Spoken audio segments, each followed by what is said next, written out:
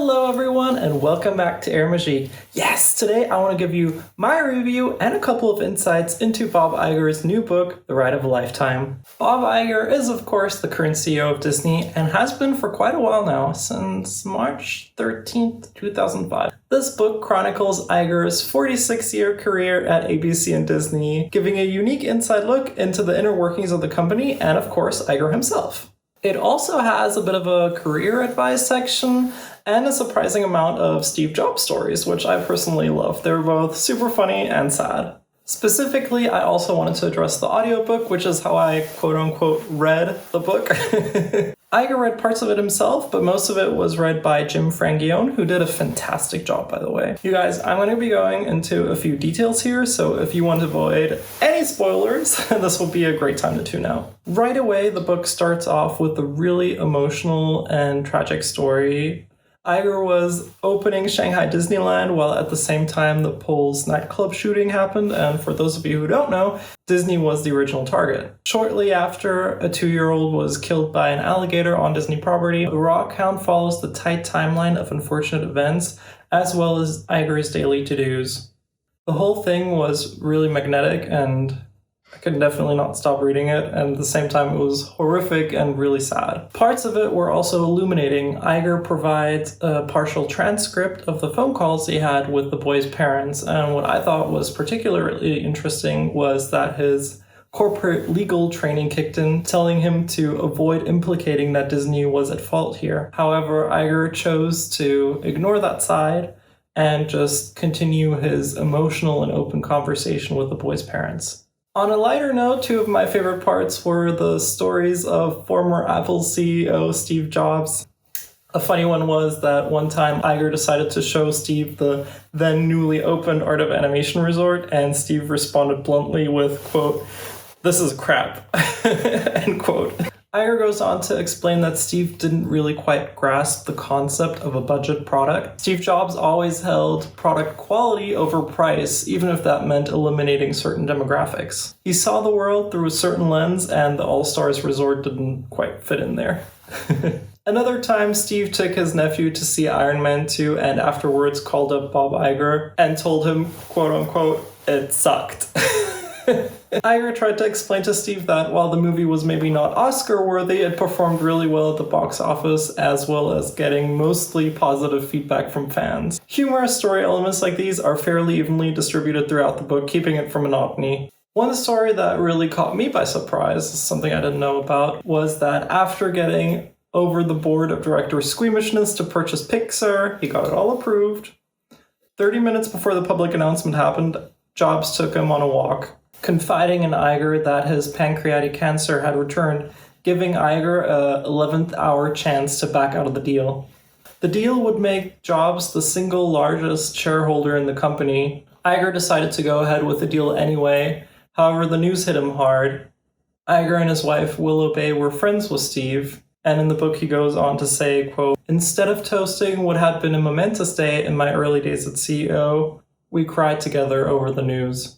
Iger also gives his account on why Michael Eisner was such a successful CEO in the early days and not so much in the later ones. Even after leaving as CEO of Disney, Eisner made his case to the board of directors as to why they should not support Iger's bid to buy Pixar for $7.4 billion. Eisner had never really gotten along with Steve Jobs, and they both even had a very public dispute towards the end of his tenure. The move really offended Iger, and he was definitely not too happy with board chairman George Mitchell for letting it happen.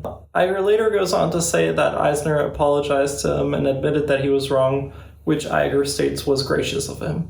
I would say one of the strangest tidbits in the book is Iger's recollection of Disney considering the acquisition of Twitter. Well, even more than considering it, I guess. Iger saw Twitter's potential as a distribution platform.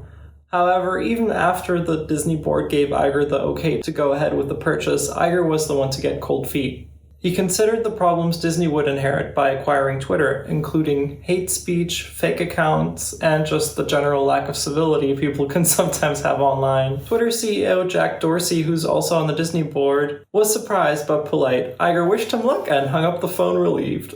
Iger also discloses an incident of sexual assault which he experienced early in his career in 1974 when he was managing studio facilities for ABC in New York. One night after a broadcast of the ABC News with Harry Reasoner, Iger went back into the control room to make sure that no updates were needed.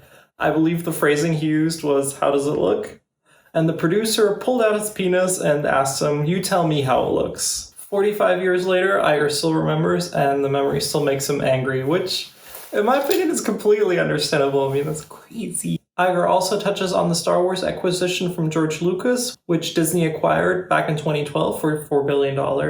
George Lucas suffered from seller's remorse, and Iger goes on to state that George was offended when Disney didn't adhere to his plans for sequels for the Star Wars films. Iger attempted to smooth things over by inviting him to the premieres and praising him lavishly. Yet in an interview with Charlie Rose, Lucas stated that selling his company to Disney felt like selling his children to white slavers. He later apologized, and Iger understood that this was a very emotional project for Lucas. His life's work, you could say. Iger devotes most of the final chapters in the book to his thinking about on-demand streaming platforms, and touches on the $71.3 billion acquisition of 20th Century Fox. It's kind of hard to blame Iger if he sounds a little bit weary in the final section of the book.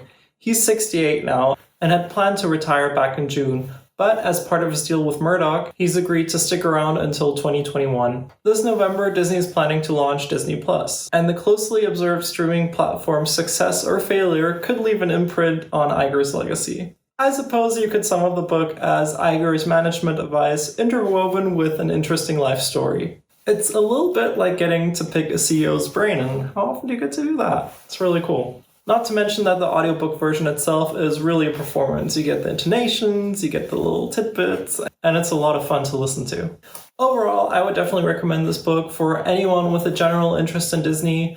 I, for one, have never really been one for the management type books, but I found this one really insightful. You guys, be sure to follow AirMagique on Twitter, Facebook, Instagram, and check out our awesome podcast where we talk about Disneyland Paris, everything from attraction history to the most amazing hacks to get you the most out of your day at the parks. Thank you so much for tuning in. Have a great day. Bye-bye.